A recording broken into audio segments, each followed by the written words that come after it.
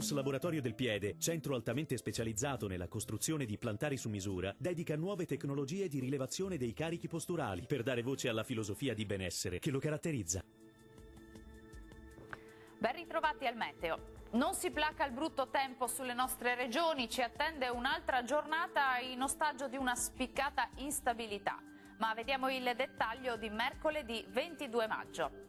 Sul Veneto andrà meglio al mattino con più sole, dal pomeriggio però aumenterà la nuvolosità con l'arrivo di qualche rovescio, meno probabile tuttavia sulle aree costiere.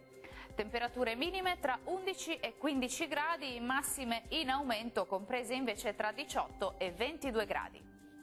Spostiamoci ora sul Friuli Venezia Giulia, dove avremo qualche pausa asciutta e soleggiata nella prima parte della giornata. A seguire però avremo precipitazioni piuttosto frequenti, in esaurimento comunque entro la nottata.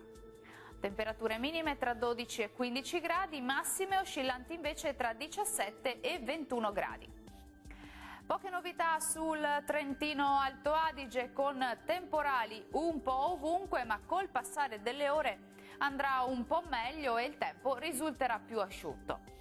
Temperature minime tra 9 e 11 gradi, massime in aumento comprese tra 24 e 25 gradi. Bene, questo aggiornamento meteo per ora termina qui. Arrivederci.